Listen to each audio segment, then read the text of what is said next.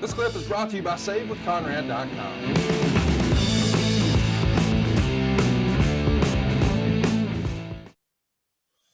Let's talk about the next big deal, of course, is going to be the Rob Van Dam suspension.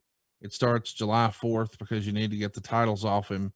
So in Philadelphia, which is, I guess, a fitting place for this match, the scheduled three-way tag team match with Cena, Rob Van Dam, and Edge all having mystery partners turns into a regular three-way for the WWE title. And we've got to get the belt off Rob Van Dam. So there it is. Edge regains the WWE title in a three-way. Why Edge here instead of John? It's better to have a babyface chasing. Is that the thinking? I think so. Yeah, I think so. And quite frankly, Cena was so over at that point in time. The old Roddy Piper theory or Jake Roberts theory, he doesn't need a title to be over. He's over. So he doesn't need the hardware. But, nobody had any issues with it. I mean, John was the made man. And Edge was deserving. I mean, and he had proven himself as well. Edge had become a major star. So one or the other, it's almost like when you ask me that question, it's almost like, and I don't know this to be true, you'll tell me, that you may believe that Cena should have got it instead of Edge because Cena was a bigger star than Edge. Well, I do think Cena was a bigger star than Edge here, but I've always heard guys like Bruce say, well, the WWE is a babyface territory. And that feels like that changed a little bit in time. I mean, these days Roman Reigns is certainly not a babyface, but Hulk Hogan was your babyface that ran the place. And then it was Bret Hart, and then it was Stone Cold. And it feels like John Cena's the next guy here. I mean, even going back to Bruno, who was the champ for what felt like years and years and years and years and years, he was always a babyface. So I don't know. It feels like a bit of a departure.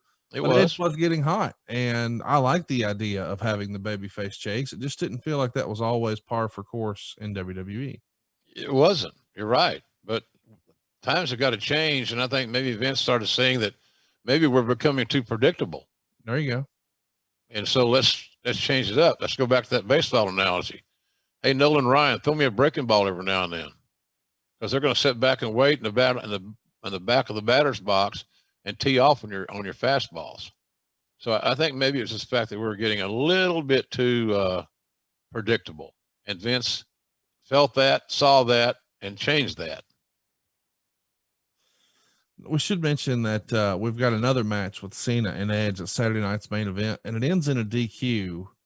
What do you think of bringing back Saturday night's main event in 06? I mean, obviously it's a great opportunity, but it doesn't feel like it was nearly as successful as the first go.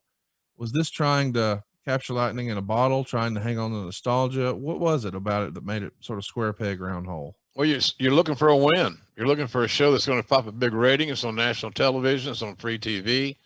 NBC was NBC, still are. So, I just think I think we had high hopes.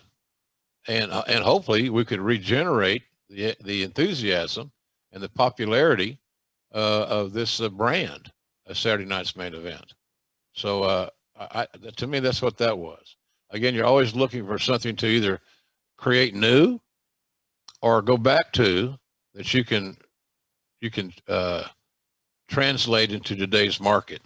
But golly, saying, getting on national television again on the Saturday night main event slot, it kind of felt like something really special. At least that was our goal. For me as a broadcaster, it was a big deal. Being on NBC was a big deal, and I'm glad we did it. We weren't able to replicate what the newness of the Saturday night's main event was back in the day, because it wasn't new anymore. It had been done. But I think the opportunity to see more eyeballs on your show was not a bad thing whatsoever. Hey, it's Conrad Thompson. Thanks for checking out the podcast here on YouTube. Be sure to hit the subscribe button and the notifications bell so you get a notice anytime we upload some new content. And go save yourself some money right now. If you're in a 30-year loan or you have credit card debt, it's not a matter of if I can save you money. It's a matter of how much. Find out right now for free at SaveWithConrad.com.